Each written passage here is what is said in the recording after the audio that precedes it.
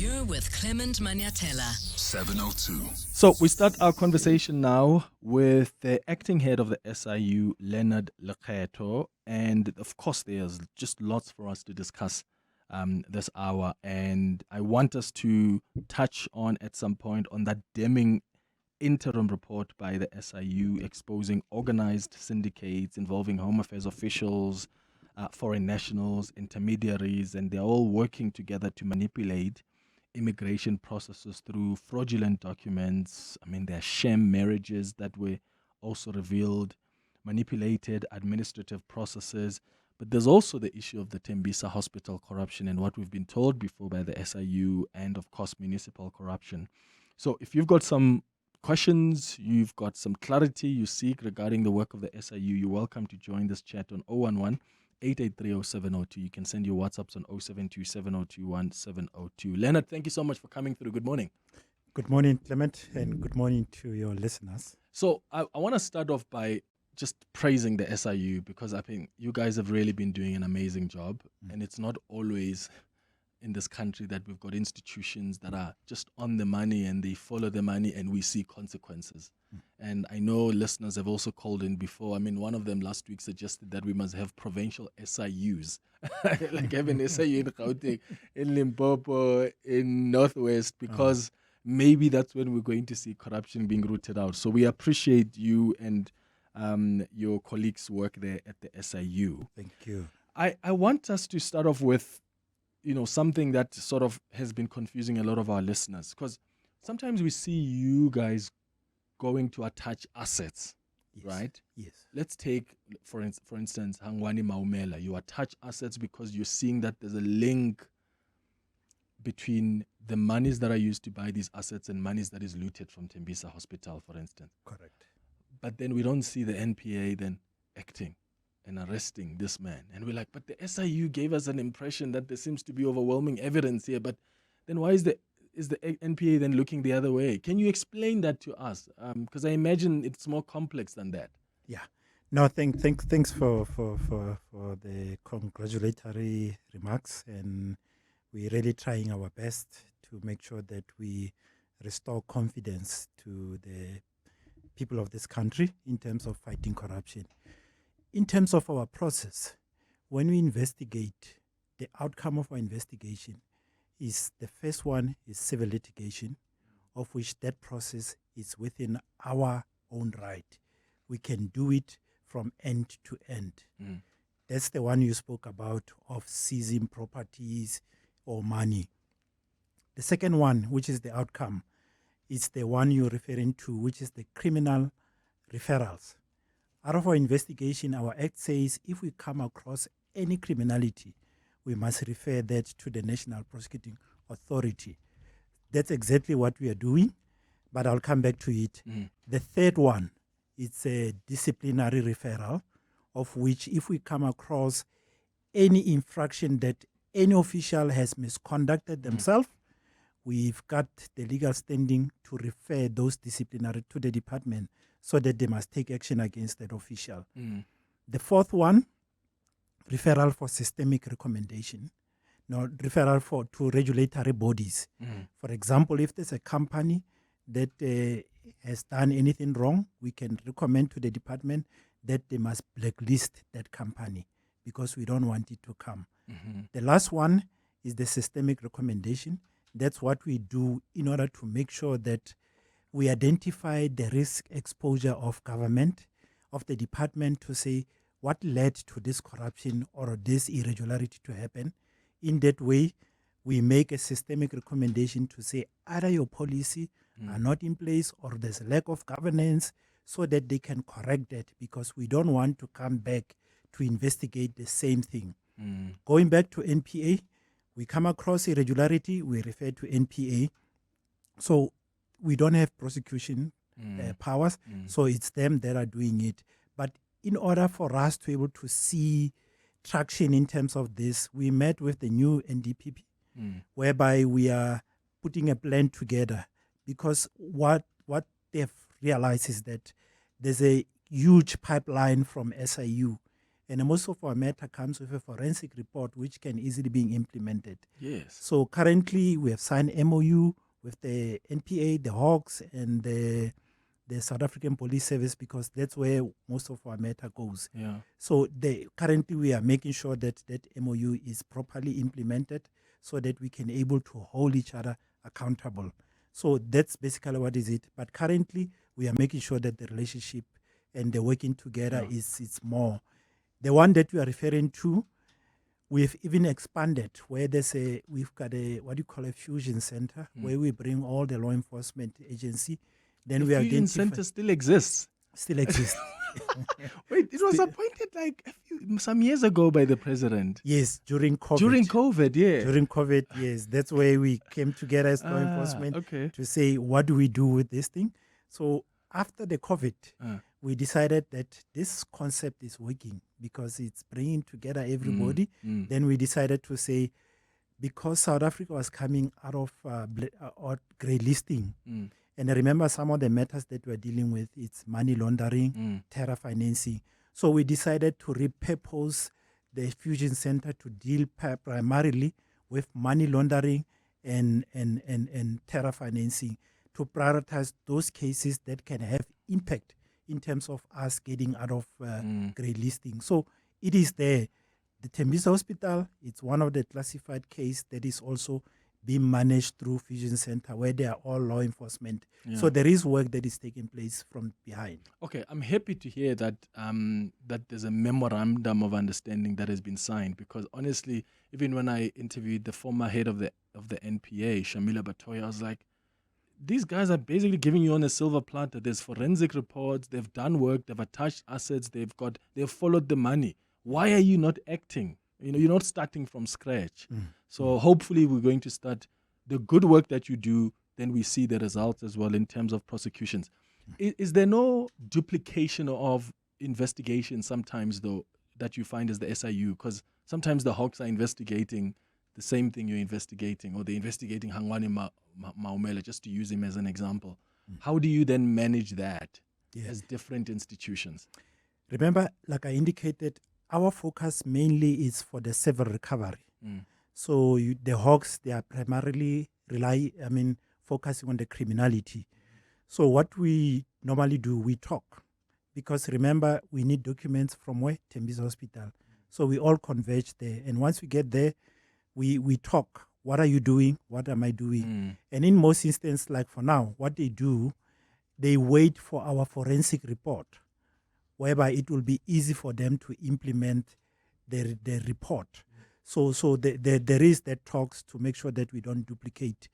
And also the way we are dealing with it at the Fusion Center, all of us are there. We know who's doing what and who's doing what. I think where they sometimes seems to be some form of duplication, it's where we do the recovery and the AFU also do the recovery. So sometimes we find that we are looking at the same assets, but we do talk. Because remember, for us, advantage is that we've got special tribunal. Our matter doesn't go and queue in the normal court, where it takes years and years, or it also depends on the criminality. Important thing is that we can review the contract based on irregularity, not on criminality. If there was supposed to be step A, B, C taken, then they jump C. There's an irregularity. We can take that contract to court and say there was irregularity, they didn't follow the process, let it be set aside, and as a result, we recover the money that is being spent by government, which is different from NPA, where they need criminality. They must wait for somebody to be prosecuted so that they can able to get the funds. Were you guys ever asked to look into the 360 million rand that Ket Matlala received from the SAPS? You were not involved in that? We did receive the allegation when it surfaced, and we worked together with IDEC, where we approached IDEC to say, look, we received this allegation. Actually, we went to SAPS to say, give us documents. Then they said, no, IDEC is investigating. Then we went to IDEC. Then we engaged with them. Then they told us that they are quite far in terms of the process. Then we said, okay, it's fine. You can proceed with the process. so that we don't duplicate. But we are also looking at the space, because for us is to do the forensic to get to the bottom as to what happened, to trace the money that has been paid, as to who received the money, not to only look at the official that were responsible for the tender process. So we go deep in terms of following every cent so that we can come to the conclusion. So there are some engagement to say, now that the official or cat has been arrested with the official, what is happening with the money? Yes, follow the money. Follow the And money. that's what you guys are good with. So that's what we are currently engaging to see whether if AFU is busy with the money, then we are fine. They can follow the money. But if there's nobody that is currently following the money, we have positioned ourselves to be able to come in so that we can follow all the money and recover all the money that has been spent by SAPS. But what if we trust you guys more as South Africans to do that work?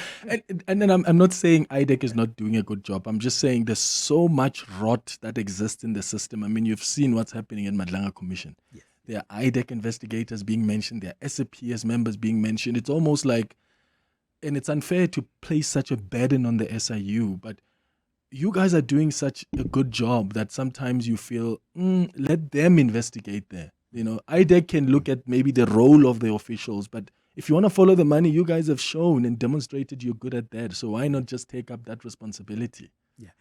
No, look, there's, like I indicated, that there's AFU also. We don't want to monopolize and take everything, so we also give them we are working together with AFU also to make sure that where they fall short, we can come in, in order to assist. But this one, we really don't want to duplicate, and we want proper process to be followed. In most instances, once we receive allegation, we observe what's happening, whether are they going to investigate it to the full. And if we found that they have not done it to the full, we are able to go back and to say, can we get a proclamation so that we can go deep into this matter? So currently we are engaging to see what is happening in terms of the assets. Okay. It's 22 minutes after 10 o'clock. After the break, we'll continue this conversation with Leonard Lekgetho, who's the acting head of the SIU. I see your WhatsApps coming through. We'll go to your calls as well on 011-883-0702. 702. The Clement Manyathela Show. Let's walk the talk. 25 minutes after 10 o'clock, we're in conversation this hour with Leonard Lekgetho, who's the acting head of the SIU. There's someone who sent me a message who used to work for the SIU, Leonard, who's actually raising the issue that was raised by Shamila Batohi when she was on the show. And that's got to do with the act of the NPA versus the SIU Act. And this message says, the problem with referrals from the SIU for criminal prosecution is simply that the SIU Act and the NPA Act are not in sync. The NPA says that the NPA prosecutes cases which have been reported to the SAPS or the Hawks. The two acts, for instance, SIU and NPA, must first be harmonized. In short, the NPA Act must be amended to ensure that the NPA can prosecute cases coming from the SIU, and there are many. So that's a message I got from someone who used to work for the SIU. And I remember Shamila Batoyi also raised this when I asked her, why are you guys not acting? And she said, well, the act also needs to be harmonized. What work is being done to deal with that? Because I suppose the memorandum of understanding is not going to be sufficient. Yes. No, I think the listener is quite correct. So what happened? I think, remember, SIU was formed first as a commission. And as a result, as a commission, normally the referrals from a commission goes to the prosecution. So when they decide to move SIU from commission to the real special investigating unit, some of the act were not really properly written, whereby, remember, the NPA, they prosecute based on Criminal Procedure Act. And our investigation are done in terms of the SIU and Special Investigation Tribunal Act. So for NPA to take a case to court, it must be through the Criminal Procedure Act, whereby the statement must be in terms of Criminal Procedure Act. The bank statement, they must request it in terms of Criminal Procedure Act. So I think that's the difference that is there. But in terms of the way it was envisioned that because we've engaged with NPA to say, let's do a test case. Take our matters as it is, because that's what our act say. We must refer to NPA as it is. Take it to court and test it. But I think that was the appetite there to say, do they risk to take the matter as they are from the SIU in terms of the SIU Act, not Criminal Procedure Act? So the MOU that we have is that we refer to NPA because our act say we must refer to National Prosecuting Authority. It doesn't say we must refer to the Hawks or to the police. So that's why we send it to NPA. Then the NPA's role is to look at it, test it, then get the police. Normally the police, what they do, they just get confirmation affidavit. If we have interviewed you, they go to you to say, yes, the statement that was taken by SIU, can you confirm that this is what you said? Then they use that confirmatory in terms of Criminal Procedure Act so that they build their docket. If we have obtained any documents, they are able to issue subpoena so that they can get it through Criminal Procedure Act, and then they can able to build a docket, of which there's already lead. You know, we have interviewed Clement. We know we have interviewed this person.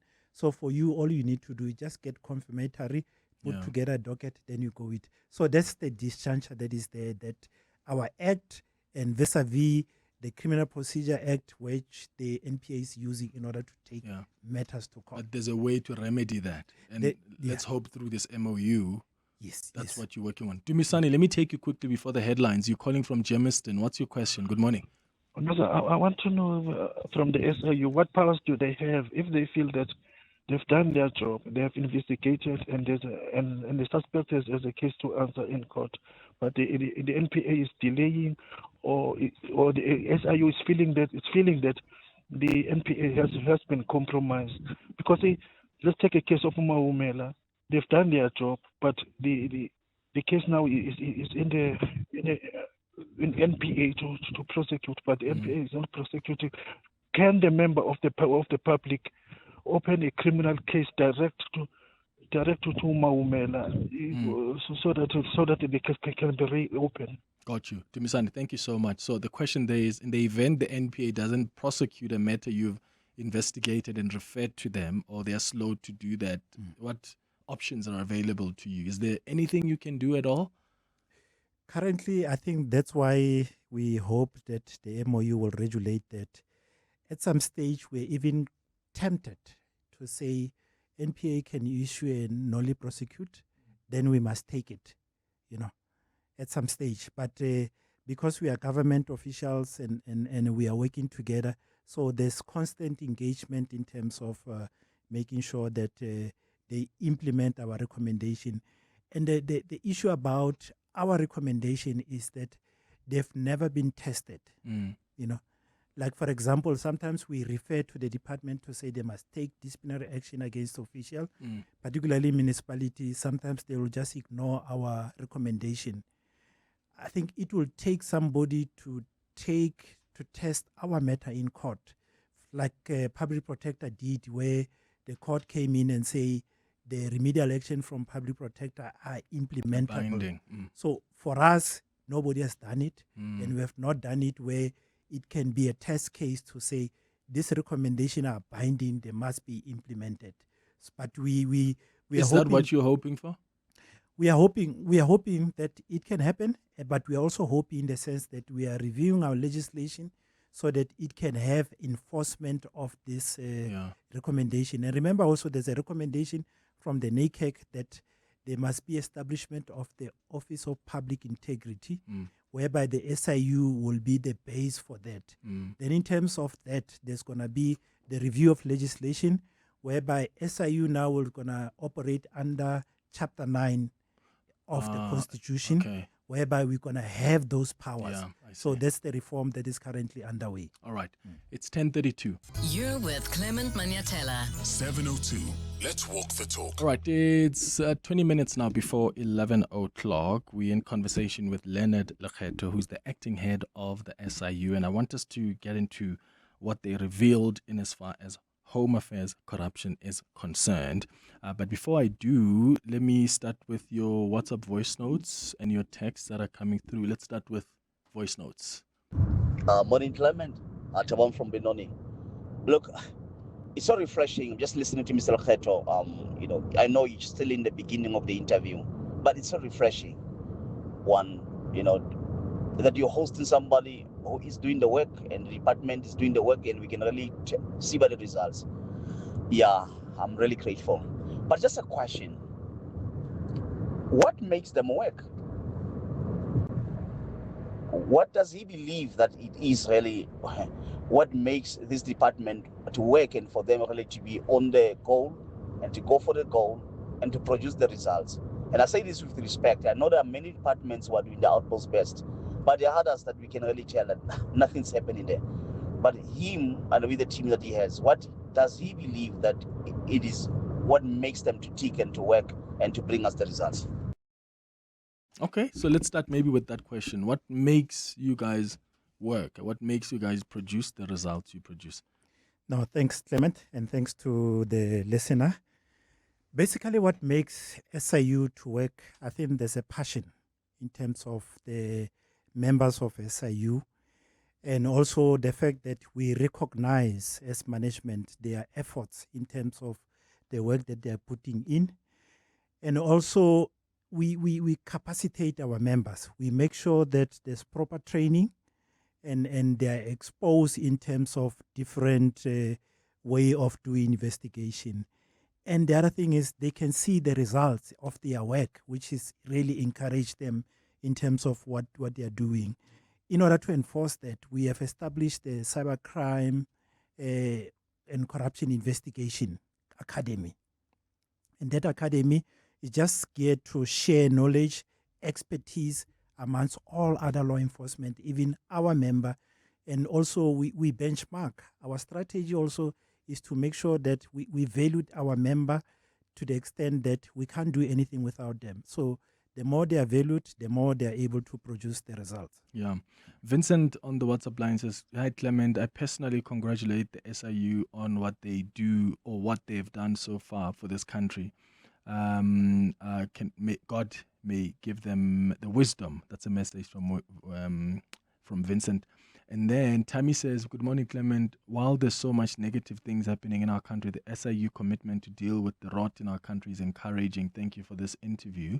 And then Kelvin is asking, "Hi, Clement, a question for your guest. Does the SIU also make systematic or process recommendations that close loopholes that are driving the factors for corruption? For instance, with the Department of Home Affairs, if you find loopholes that cause corruption, do you make recommendations for those loopholes to be closed?" Yes, Clement, thank you. We do make a systemic recommendation. Remember when I was counting the outcome, one of it is the systemic recommendation. And in terms of that, we find what are the causes, what caused governance to collapse, because we really want to ensure that there's proper governance in the department. So we make systemic recommendation and we don't end up making recommendation. We go to them, whereby internally in the SIU, we've got a unit that is doing data analytics. Their role is to analyze our data and to analyze the policy so that they can do the predictive modeling, so that they can underscore that these are the risk exposure of the department. After that, we go to them as the department, we go through the systemic recommendation and we develop action plan to say, what is it that we're going to do in order to address all this systemic? Yeah. Then we put a plan in place so that we can work on it to make sure that they implement that, because we don't want to come back and investigate the same thing. Yeah.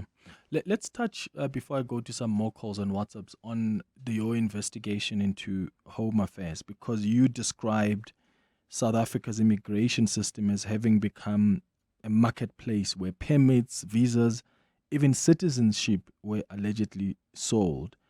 What did you find through your investigation, and how do we fix it? Where do we even begin?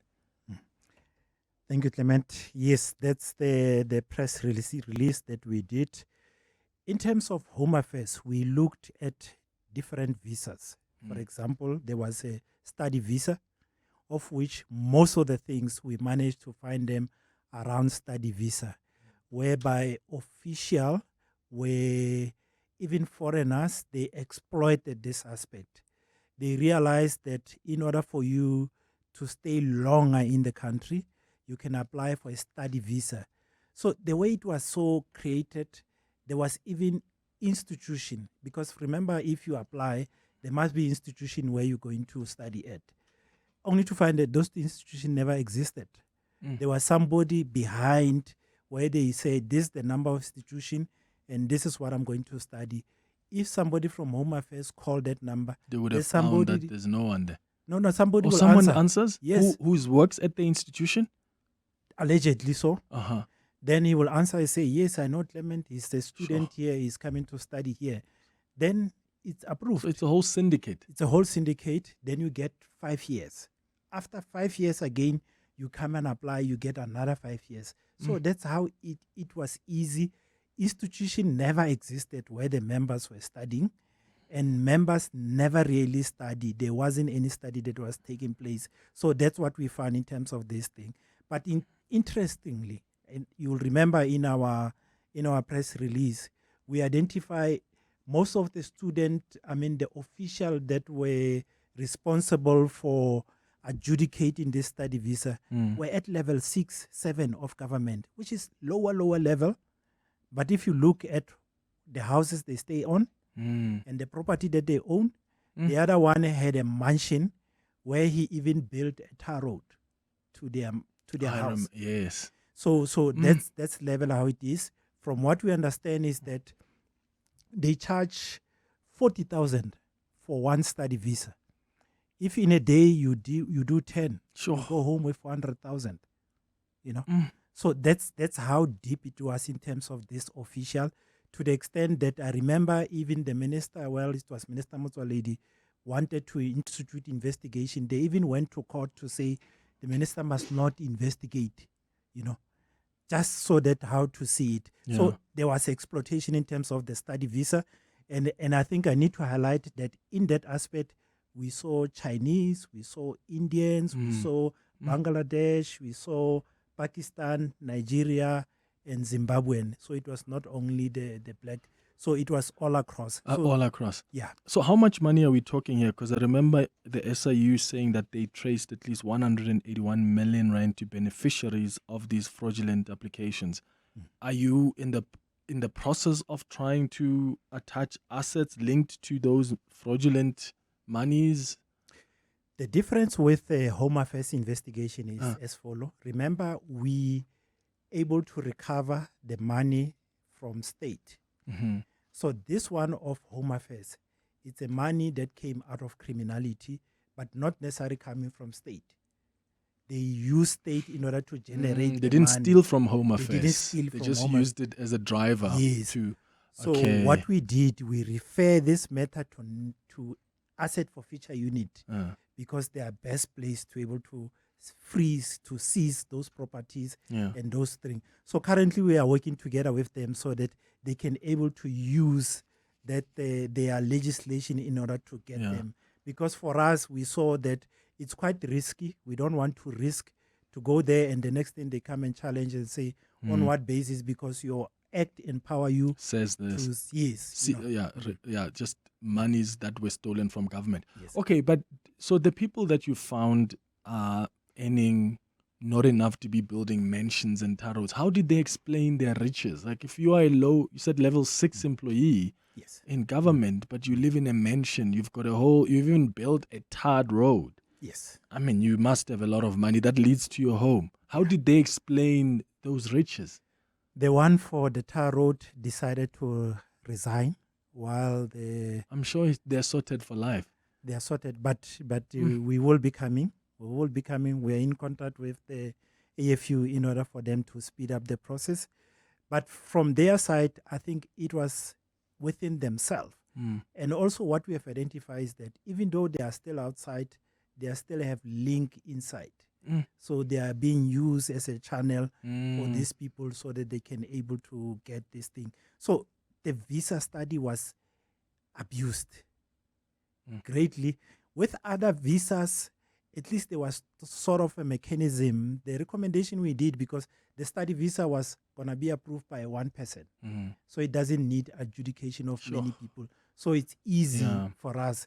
And we all see that they were coming from Cape Town or from PE, then they come to Gauteng to be adjudicated. So that's the process. Are the officials being vetted at Home Affairs from what you picked up? I think the officials, some of them are not vetted. As you know, that there's a backlog in terms of the state security, in terms of vetting. But that's one of the things that we have recommended, that they must be vetted. And also we have also recommended the lifestyle audit, that it must be conducted in all the officials. Sure.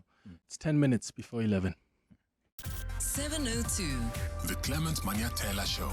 Let's walk the talk. 8 minutes before 11 o'clock, we're just about to wrap up our conversation with Leonard Lekgetho, who's the acting head of the SIU. I want to go to some of your calls now on 011-883-0702. Let's start with Andy, who's calling us from Pretoria. Good morning. Good morning to you, Clement, and good morning to your listeners and to your guest as well. Sure, go ahead. My question centers around the SIU's instruction to investigate the SIRA, that's the Security Authority. How far are they busy?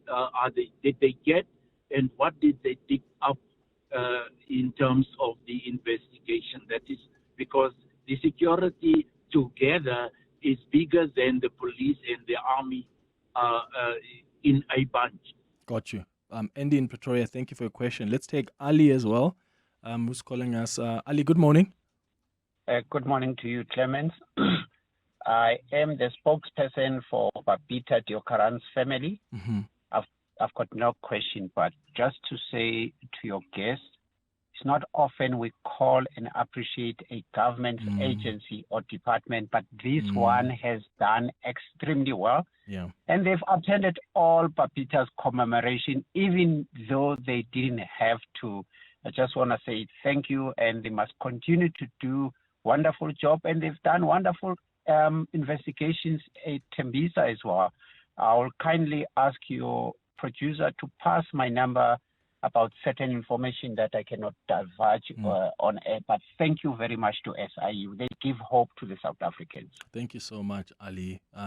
Thank you. Speaking on behalf of the Babita Diokaran's family. Leonard? Thanks, Clement, and thanks to the listeners. The issue about the PSIRA investigation, it was proclaimed last week. So currently we are busy with the planning. So unfortunately, there isn't any outcome as yet, but we are busy putting the project plan together and the resource together so that they can able to deal with the investigation. And on the issue of the commendation regarding the work that we do appreciate and we do value the public. For us, Clement, we really value the collaboration, because we believe that fighting corruption is not only the role of law enforcement, it's the role of everybody. Because why? The people that are driving flashy car, they're staying in our street. Yeah. And we know that these people are not working. If we collaborate, we are able to get information, pass it to the law enforcement, and the law enforcement are able to do the work efficiently rather than for them to take many years to trace. They are able to put it. So whistleblowing is very, very important. And we really doing this in order to make sure that whoever has done anything must go to jail. And we do appreciate, and we really sad about what happened to Babita. May her soul rest in peace. Do you have clarity for us on your investigation into, I think, the National Lottery and monies that flowed to the Sunday Times editor Makudu? Because one of the things he challenged was that the event actually did take place, that the monies that flowed into his business account were monies for an event that he ended up doing. Did you guys check if the event actually took place, and where are you with that investigation? Okay. No, thank you, Clement. So on this particular one, but there's quite a number of investigation under lottery that we are doing. But on this particular one, what happened is that Toddy company, they applied for a funding from National Lottery. And as a result, they were awarded 1.5 million. And what happened with that 1.5 million? 900 went to purchase a house. 500 went to what is it? It went to Makudi's company. As a result, then once we investigated, we approached Toddy to say, you received this money. What is it that you have done with the money? Then they pay back all the money. All the 1.5 million. Okay. Yes. So that's what we receive. So our statement was to say we received the money. And why do you pay all the money if there was work that was done? Because if really the 500 was used for the event, you could have paid back R1 million because the 900,000 went to buy a house. Correct. So, but what I can indicate is that currently there's still correspondence between us and Mashudu's lawyer, so that we can resolve this issue. But that's what exactly happened. Yeah. But how does he clear his name? Is it if he provides you guys with evidence that, look, the 500,000 that was paid to me, this is what I did. I booked accommodation. And if he's able to provide that evidence, does that then clear him? We met with him in a very, very, I think, 3-hour meeting where we explain our process, where we explain our finding. And I think out of that, he understood. Okay. But the issue is we don't clear people. His role is to engage the Toddy to say, why did you pay the money back if I've done the work? Yeah. You know, but there is engagement between the parties where we're trying to resolve, and for now I think it might even go through litigation. So, but for us, we are ready for any other thing.